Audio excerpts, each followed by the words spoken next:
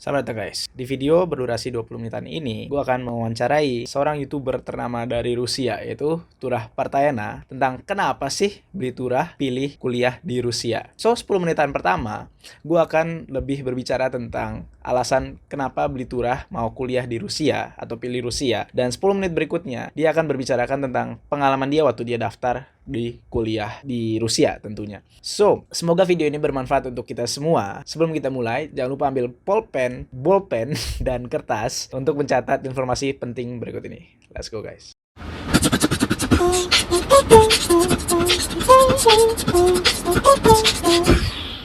Sup guys, balik lagi di channel Akul, baru ya singkat namanya Akul beli anak kuliah.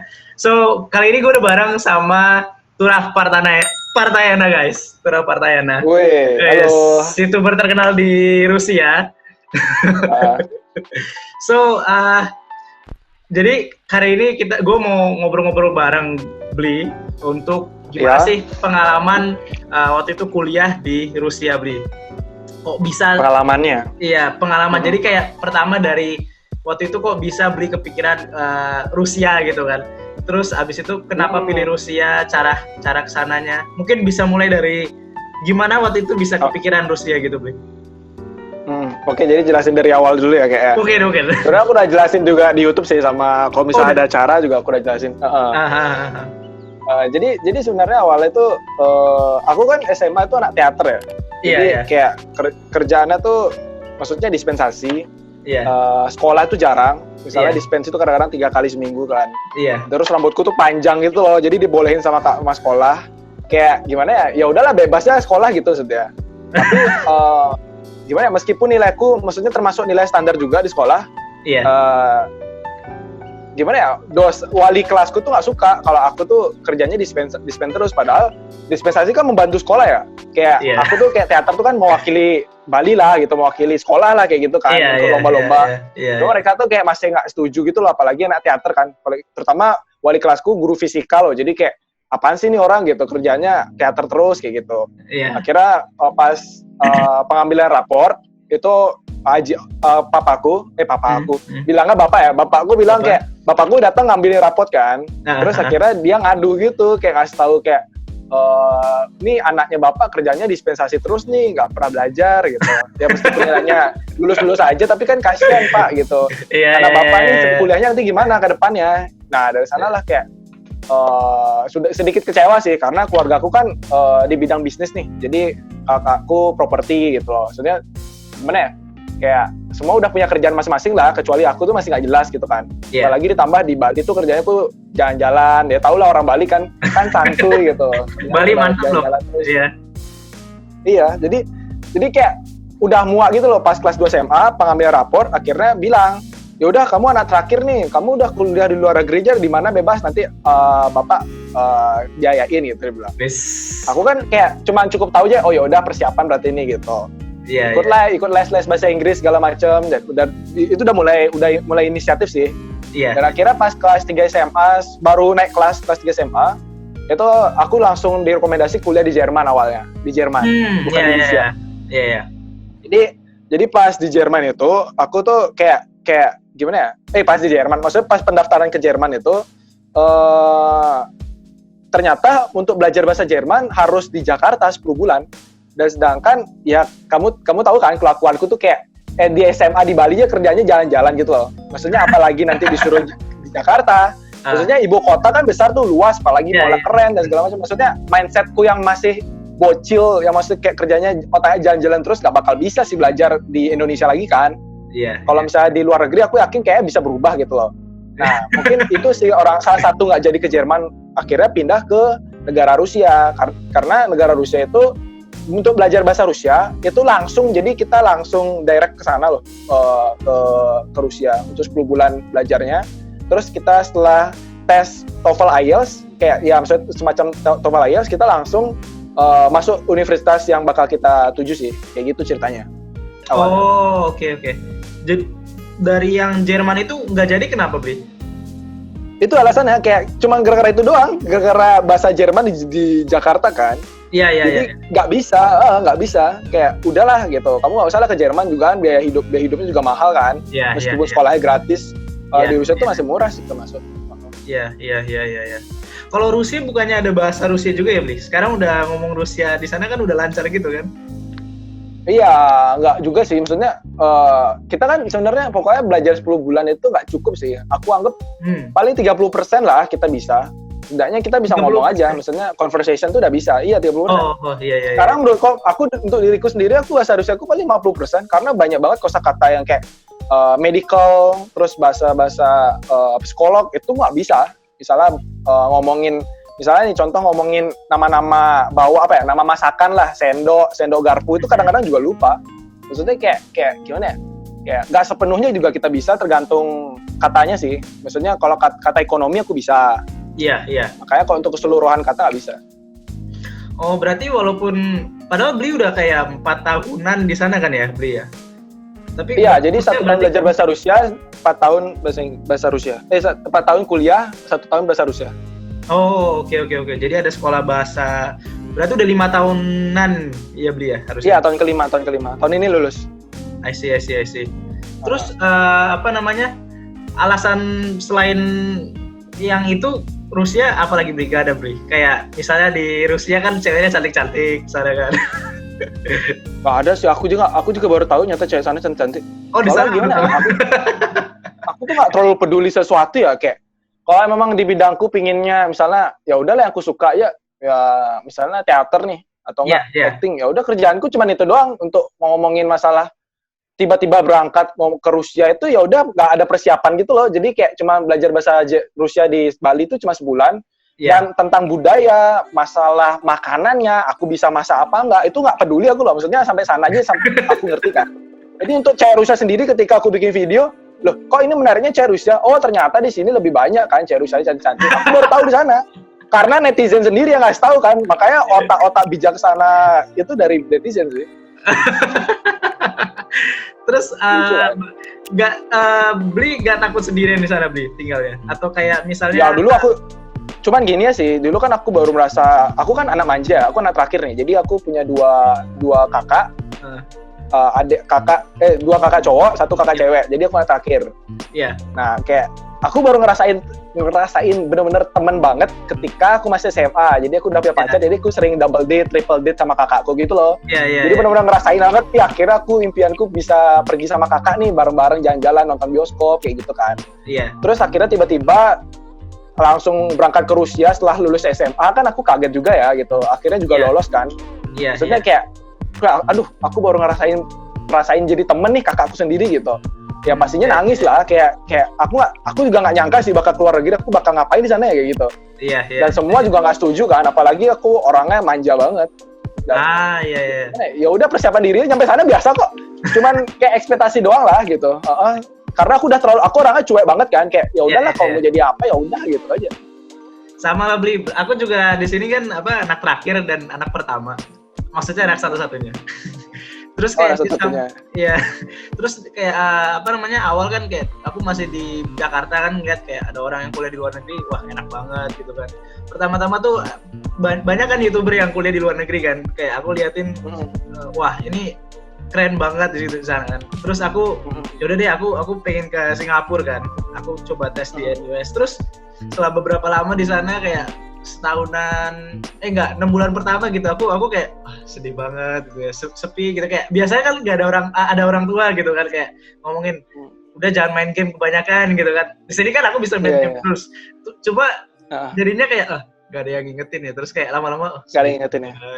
Karena gini loh posisinya, aku nggak tahu ya kalau memang sedikit negara, nggak tahu ya kalau negara maju itu kayak Eropa termasuk Rusia juga, mereka tuh punya mindset di mana kayak ya udahlah itu urusan lu, ya itu bukan urusan gua. Maksudnya kayak kalau misalnya emang perilaku lu sama kegiatan sehari lu memang pingin kayak gitu, ya udah kita cuman cukup tahu doang gitu loh. Kita nggak mungkin kalau nggak tahu lu ngapain sih main game terus, kerjanya nggak mungkin kayak Indonesia. Karena memang mereka tuh punya kegiatan mereka masing-masing kan. Misalnya contoh nih, mereka tuh semua sibuk sama kehidupan dia gitu lah. Maksudnya dia punya kerjaan sendiri. Terus iya kan.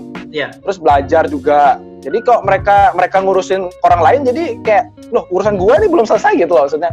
Mungkin Indonesia masih harus belajar kayak gitu sih. Belajar nggak ngurusin hidup orang lain. Kepo. Iya, kepo itu masih mending ya. Kepo tuh masih oke lah cukup. Oke. Kalau sudah benar-benar ngurusin hidup tuh kayak oke lah kalau kita temen doang lah. Kalau misalnya sama teman masih oke. Cuma kadang-kadang yang orang lain baru kenal tiba-tiba langsung ceplos-ceplos, yang itu sih salah. Ya. I see. Ya. Oke, Bli. By the way, jadi pas Bli mau ke kuliah di Rusia kan, Bli, itu Bli perlu kayak siapin dokumen atau apa nggak, Bli? Ya, makanya aku bilang buat orang yang kuliah di Rusia tuh bukan tes yang paling ribet tuh bukan tesnya ya awalnya. Yang ribet tuh dokumennya. Jadi dokumennya tuh udah banyak, terus pakai bahasa Rusia. Jadi orang-orang yang kuliah di Rusia tuh bukan menurutku orang-orang pinter ya, maksudnya orang-orang yang niat sih. Jadi dari yang niat tuh pasti juga bisa kan. Aku sebenarnya nggak bisa bahasa Inggris loh, bahasa Inggris tuh juga nggak bagus. TOEFL-ku parah terus kayak itu nggak sampai lulus tuh, lupa aku. Maksudnya kayak, iya, ya maksudnya aku sendiri aku tesnya paling goblok lah, maksudnya kayak bahasa Inggris udah paling bawah di kelas kan, maksudnya kayak tiba-tiba UN paling tinggi gitu. Jadi kayak kelihatan banget kan nyonteknya gitu maksudnya. Jadi nggak ada yang nyangka loh kalau aku bisa kuliah di Rusia. Itu aja sih intinya dari teman-teman. Sama sih, aku juga dulu bukan kayak termasuk yang kayak ranking atas-atas lah di sekolahku aku di Jakarta kan, by the way, di SMAK 1 Penabur. Di sana aku bukan yang terpinter, terus kayak tiba-tiba keterima di Singapura, kayak semua orang, oh, kamu keterima di Singapura? Ya kaget. Ya kaget gitu, Bri. Enggak, kalau Singapura masih mending sih. Misalnya, oh kamu kuliah di Singapura, wah gila banget. Aku mau ke Rusia, mau kuliah di Rusia, lah lu ngapain sih kuliah di Rusia? Jadi kayak perbedaannya kelihatan banget kan. Soalnya tahun 2015 tuh nggak ada yang kuliah di Rusia gitu loh. Maksudnya kayak kok bisa sih kuliah di Rusia gitu. Aku aja nggak ada kepikiran ada pendidikan yang bagus di Rusia. Aku taunya nuklir doang kan, kayak gitu aja. Iya. Iya kan? Kalau dokumennya itu apa aja, Bri, kalau boleh tahu, Bri? Dokumennya ya paling kayak apa ya? Aku udah lupa aja. Udah 2015 gila. Iya. Paling dari mereka biodata dulu lah, biodata, terus nilai rapor harus translate ke bahasa Rusia. Terus apa lagi ya? Pokoknya UN tuh nyusul, jadi ribet lah. Terus tambahan visa, paspor. Iya, pokoknya semua lengkap lah. Terus ada minimal juga sih. Jadi kita nanti pas sampai sana kita langsung tes gitu loh. Bakal ditentuin kelasnya di mana. Oh, jadi walaupun dikasih berkasnya ada tes lagi gitu, Beli, di sana? Tesnya tuh pas di Rusia. Jadi misalnya setahun kita belajar bahasa Rusia, kalau nggak lulus ya pulang, kayak gitu aja. Oh, berarti kayak mempertaruhkan ini ya, Bi ya? Iya. Jadi posisinya kita langsung deg-degan duluan loh. Kalau misalnya kalian nih, kan kalian tes dulu baru masuk, wah bangga kan gitu. Kalau kita tuh deg-degan dulu, jadi masuk, ujian, kalau nggak lulus pulang, kan malu kan. Kok bisa, udah keren-keren kan bilang ke luar negeri kan, kayak gitu sih. Itu serem sih, Bli, kalau menurut aku kan ibaratnya mengadu nasib gitu kan. Mengadu nasib. Iya. Itu jeleknya Rusia sih. Bli termasuk yang perantau mantap juga. aku waktu itu pengen ke Jepang juga, cuma kan mesti belajar bahasa. Sama kayak juga di Jepang kan ada kayak Jerome, mungkin kayak Jerome kasusnya sama kayaknya ya. Kalau nggak salah harus belajar bahasa dulu kan, Bli. Nah, bahasa belum tentu keterima di universitasnya. Itu waduh. Benar. Ngeri banget ya. Iya, makanya. Iya. Aku kayak gitu juga sih. Iya. Oh, berarti mantap banget, Bli. Oh, ngomong-ngomong, nama universitasnya apa ya, Bli? Tom State University. Tom State University ya? Oke. Iya. Aku ingatnya ada Tom's-nya apa gitu kalau nggak salah. Iya emang nggak terlalu terkenal sih. Jadi McD itu baru dibuka pada tahun 2016 loh. Baru 2016 McD pertama. Jadi kayak benar-benar kota kecil banget, kota desa gitu. Khusus kota pelajar gitu lah. I see. So jadi pertama kan ada nilai rapot, ada nilai tadi ada UN ya, Beli ya. Terus itu semua untuk buat masuk ke sekolah bahasa. Habis sekolah bahasa 1 tahun baru tes ke universitas ya, Beli. Nah, tes universitas. Dokumennya kira-kira apa, Bi? Kayak bahasa doang, kayak nilai bahasanya atau?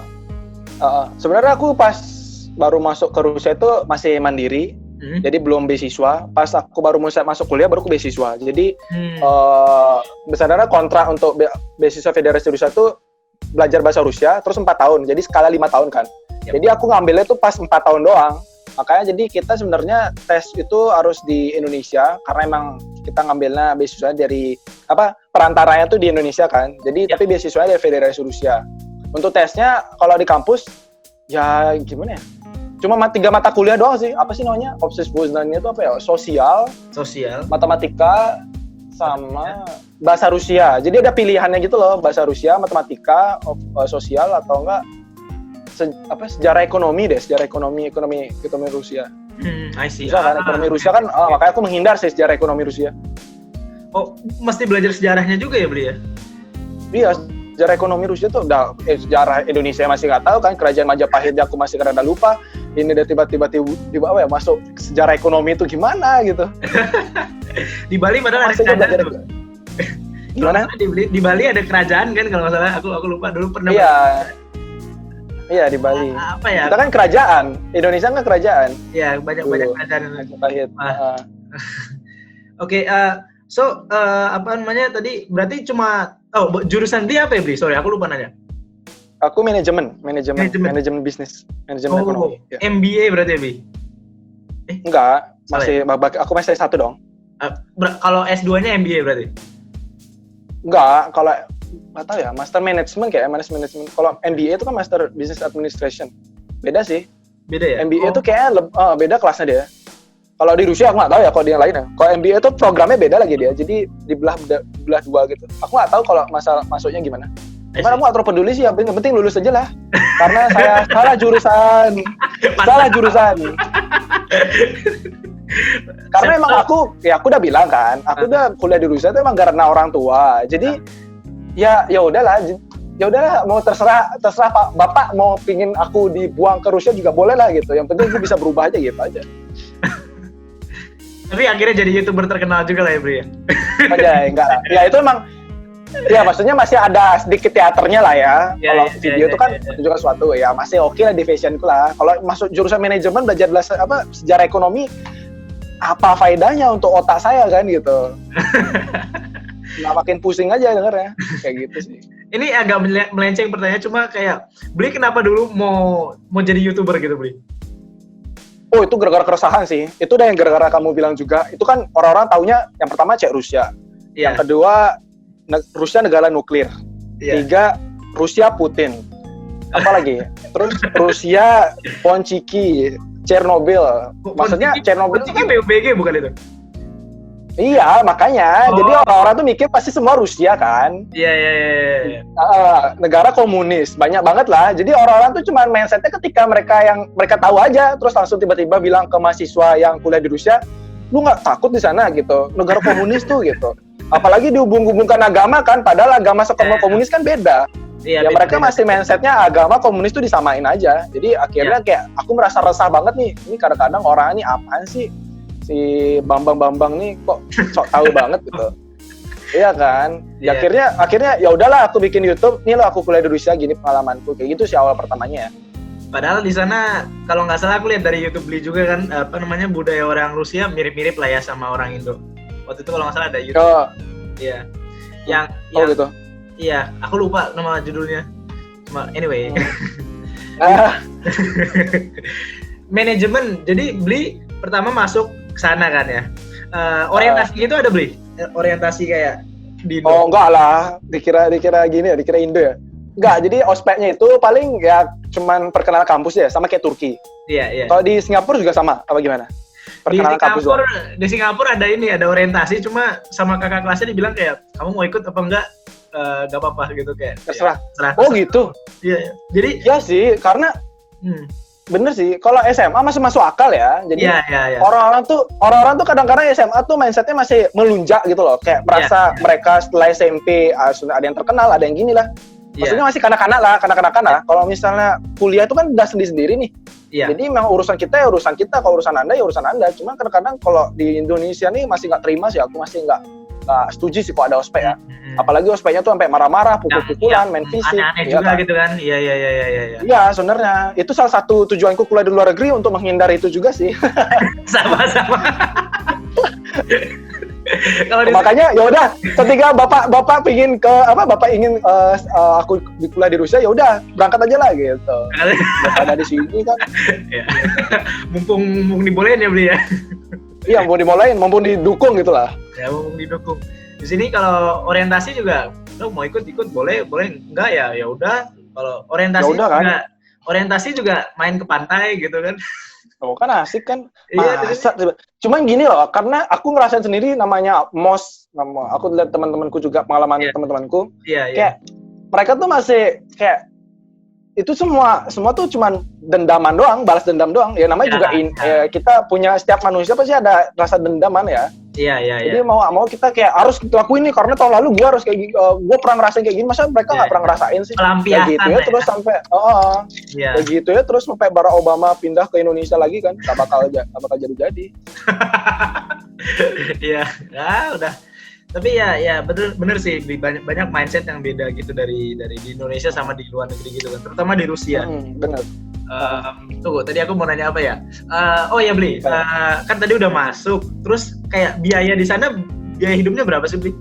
Kayak biaya sekolah, sama kalau boleh tahu biaya sekolah, biaya tinggal, sama biaya makan atau transportasi. Kalau misalnya mandiri, yang ku tahu sih